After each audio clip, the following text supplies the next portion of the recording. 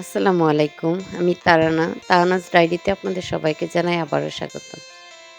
আলহামদুলিল্লাহ, আল্লাহর অশেষ রহমতে আপনাদের মধ্যে আরেকটা নতুন ভিডিও নিয়ে আসলাম। আশা করি আপনারা সবাই অনেক ভালো আছেন। দেশ ও দেশের বাইরে থেকে আমার ভিডিওগুলো যারা দেখেন তাদের সবাইকে আমার অন্তরস্থল থেকে ভালোবাসা। আজকে আমাদের একটা স্পেশাল ডে। আজকে আইজার বাবার বার্থডে 25শে নভেম্বর। তো গতকালকের ভিডিওর ছিল এইটা। আমি আজকে ভয়েস দিচ্ছিলাম। কারণ আমার ছোট বাচ্চাটা খুব অসুস্থ সোয়াদ। ওকে রেখে আমি কোনো কাজই করতে পারছি না এখন, এর জন্য।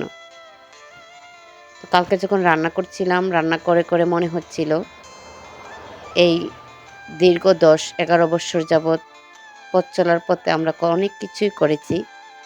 যেমন ওর ১ম বার্থডেতে আমি আমার সাধ্য অনুযায়ী বিয়ের ১ম বৎসর যে বার্থডেটা ছিল, আমি ওর জন্য তৈরি করেছিলাম পেঁপের পায়েস। তো সেইটা হয়তো তখন এত স্বাদ হয়নি, আমার নতুন হাতের নতুন রান্না। কিন্তু আইজার বাবার কাছে অনেক স্বাদের ছিল সেই জিনিসটা। তখনকার আমি আর এখনকার আমির মধ্যে অনেক পার্থক্য। তখন আমি একটা ভালোভাবে ডিম ভাজি করতে পারতাম না। এখন আলহামদুলিল্লাহ আমি অনেক কিছুই রান্না করা শিখে ফেলেছি। আর আইজার বাবার তো প্রশংসার কোনো শেষই নাই। যাই রান্না করি, যেমনই রান্না করি, ও কোনোদিন কোনো কিছুতে খুঁত ধরে না। এর জন্য হয়তোবা আমার রান্না করাটা একটু ভালোই হয় এখন। কারণ ও কখনো বলবে না এই জিনিসটা খারাপ হইছে। ও সবসময় বলে, "আলহামদুলিল্লাহ অনেক ভালো হইছে। এই তো অনেক মজা।" এটা শুনতেই অনেক ভালো লাগে। তো আজকে ওর বার্থডে, তাই হিসাবে আমি তো সামান্য একটু আয়োজন করেছিলাম ঘরের মধ্যে। তো আজকে ওর বার্থডে হিসাবে আমার আল্লাহর রহমতে আমাদের সাধ্য অনুযায়ী আমি একটু ঘরের মধ্যে আয়োজন করেছিলাম। আমার বাচ্চাদের খুশি, ওর খুশি সবকিছু মিলিয়েই আমার আজকে সারাদিনের পরিশ্রম। আলহামদুলিল্লাহ যখন সবকিছু রেডি করা শেষ হয়ে গিয়েছিল আর ওরা সেইগুলো নিয়ে অনেক উল্লাস করছিল, তখন আমার সারাদিনের পরিশ্রমটা মনে হয়েছিল যে এখন আমি ঠিক আছি। মানে আমি অনেক খুশি হয়েছিলাম ওদের খুশিটা দেখে। যে এই কষ্টগুলো কষ্ট না, যখন দেখবেন পরিবারের সবাই খুশি আপনার একটা কাজের জন্য, তখন আর সেই কষ্টকে গায়ে মাখানো যায় না। তখন মনে হয় ঠিকই আছে, এই কষ্টটা না করলে কি ওদের মুখে হাসি আসতো। তো যাই হোক, আমার ভিডিওটা এতটুকু যারা দেখে ফেলেছেন একটা লাইক করে দেবেন প্লিজ। প্লিজ আমার ভিডিওটা স্কিপ করে দেখবেন না, টেনে টেনে দেখবেন না। দেখলে সম্পূর্ণই দেখবেন আর কমেন্ট করে জানাবেন আমার ভিডিওগুলো কেমন লাগে। যারা আমার ভিডিওটি এখনও সাবস্ক্রাইব করেননি প্লিজ সাবস্ক্রাইব করে পাশে থাকা বেল বাটনটি অন করে দেবেন, যাতে আমার দেওয়া ভিডিওগুলোর নোটিফিকেশন আপনাদের কাছে পৌঁছে যায় আর আপনারাও সময় সুযোগ মতো তা দেখে নিতে পারেন। তো আজকে যা রান্না করা হচ্ছিল সবই ছিল আইজার বাবার পছন্দের রান্না। আমি করছিলাম আর ওরা আমার পাশে পাশে ঘুরছিল সবাই। যদিও আমি সেই ভিডিওগুলো ধরতে পারিনি, কিন্তু ওরা আমার পাশেই ছিল। বারবার এসে জিজ্ঞেস করছিল কতটুকু কতটুকু। আর সোয়াদ আর আইজার তো আলহামদুলিল্লাহ এর ভিতরে অনেকবার মানে রেডি হয়ে গিয়েছে। আমার রান্না করতেও অনেক দেরি হয়ে গিয়েছিল, কারণ সকালবেলা বাইরের অনেক কাজ ছিল, ওইগুলা শেষ করলাম, তারপরে আমি রান্না করতে আসছিলাম।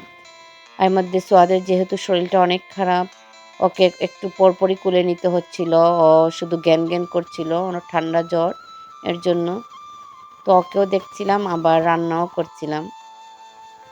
তো আজকে আমি সাদা পোলাও রান্না করেছি, কারণ আইজার বাবার সাদা পোলাওটা খুব পছন্দের। এর জন্য ফার্স্টেই তো বলেছি আজকে যা রান্না হচ্ছে সব আইজার বাবার পছন্দের রান্না। তো এই জায়গায় আমি একটু রোস্ট রান্না করব। আর রোস্ট কিন্তু অনেকে অনেকভাবেই রান্না করে। কেউ টক দই দিয়ে রান্না, মিষ্টি দই দিয়ে রান্না করে, আবার কেউ আচার দেয়। তো আচারটা দিলে আমার কাছে অনেক স্বাদ লাগে, এটা একটু অন্যরকম মনে হয়। একটু চিনি, একটু আচার দিলে টক ঝাল মিষ্টির মতো হয়ে যায়।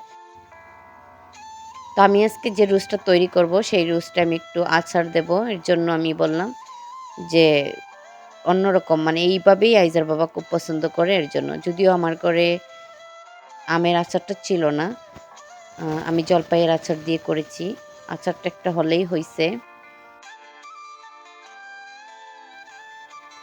তো যাই হোক, এদিকে আমার পোলাও রান্না শেষ, আমার মোরগটাও রান্না প্রায় শেষই হয়ে গেছে। এই তো আমি এখন একটু চিনি দিয়েছিলাম এই জায়গায়। আর আগে যেগুলো উপাদান দিয়েছিলাম এগুলো সবারই পরিচিত।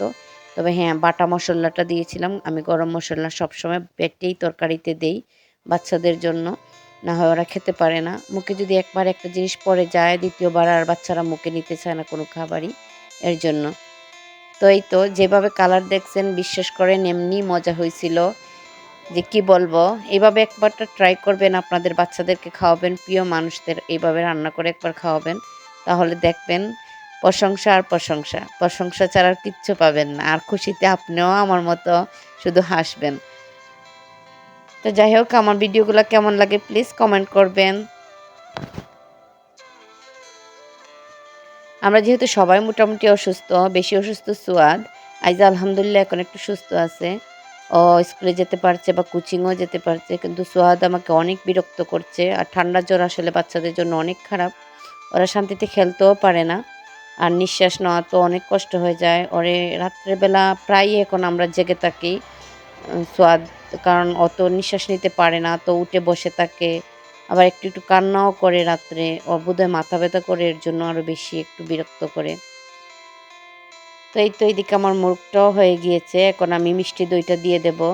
আর আমি সবসময় রোস্টের মধ্যে মিষ্টি দইটাই দেই। এই জায়গায় ৩ চামচ মিষ্টি দই আর ২ চামচ পানি নিয়ে ভালো করে গুলে তারপরে আমি এটা দিয়ে দিয়েছি।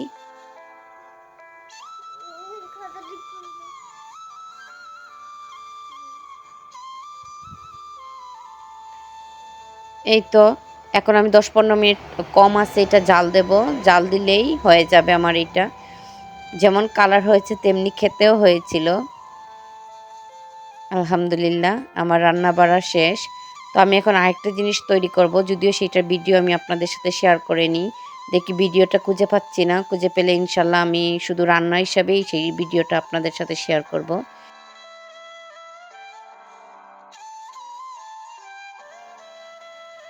তেলাপিয়া মাছের তান্দুরি। তো এই জায়গায় আমি কি করেছিলাম, ফার্স্টে তেলাপিয়া মাছটাকে লবণ আর লেবু দিয়ে ভালো করে মাখিয়ে প্রায় ৫-৬ মিনিটের মতো রেখে দিয়েছিলাম। তারপরে একটু ভালো করে ধুয়ে নিয়ে তারপর এরকম করে কেটে নিয়েছি পাশটা, যাতে মশলাগুলো ভিতরের দিকে ঢুকে। তেলাপিয়া মাছ কেন লেবু আর লবণ দিয়ে ধুবেন? এমনিতেই একটা মাছের মধ্যে আষ্টা, আষ্টা গন্ধ লাগে। যদি এইভাবে ধোন, বিশ্বাস করেন ১ ফুঁটাও গন্ধ লাগবে না এবং খেতে অনেক স্বাদ হয়। তো এদিকে মেয়ে বাবাকে গিফট দিচ্ছে। যদি স্পেশাল কিছু না, কিন্তু আমাদের কাছে এইগুলাই স্পেশাল। আমাদের মধ্যবিত্ত ফ্যামিলির হচ্ছে যা আমরা করি না কেন, ভালোবেসে করি, মন থেকে করি, সেটাই আমাদের কাছে অনেক বেশি বড় হয়ে যায়। তো মেয়ে এই জায়গায় অনেক কিছু লিখছে ওর বাবার সম্পর্কে। যদিও আমি এই কার্ডটা দেখিনি ও কখন তৈরি করেছিল ওর বাবার জন্য। বলছিল যে, "মা তুমি যখন রান্না করো তখন আমি রুমে বসে এটা করেছিলাম।" আলহামদুলিল্লাহ, বাবা মেয়ের ভালোবাসা এভাবেই সারা জীবন থাকুক। বাবা ছেলের ভালোবাসা এভাবেই সারা জীবন থাকুক। আলহামদুলিল্লাহ। তো এইদিকে আইজার বাবা মাংস একটু খেয়েই ও মাছ খেয়ে ফেলবে। কারণ ওর তো আত্মা ঢুকে গেছে এই মাছের মধ্যে, খেয়েই নেবে এখন। আর এই যে সারাদিনের আমার এত পরিশ্রম, ওদের খাওয়া দেখে সেই পরিশ্রমের কথা আমি ভুলেই গিয়েছি। আমার এত খুশি লাগছিল তখন। সবাই শুধু প্রশংসা করছিল আর খাচ্ছিল। সোয়াদ তো আজকে নিজের হাতে খাবে, ও বড় হয়ে গিয়েছে। তো আলহামদুলিল্লাহ ও এখন অনেকটাই আমি নিজে খেয়ে ফেলতে পারে। আমাকে হেল্প করতে হয় না। তো নতুন আরেকটা ভিডিও দেখার আশায় আজকের মতো আল্লাহ হাফিজ। আসসালামু আলাইকুম।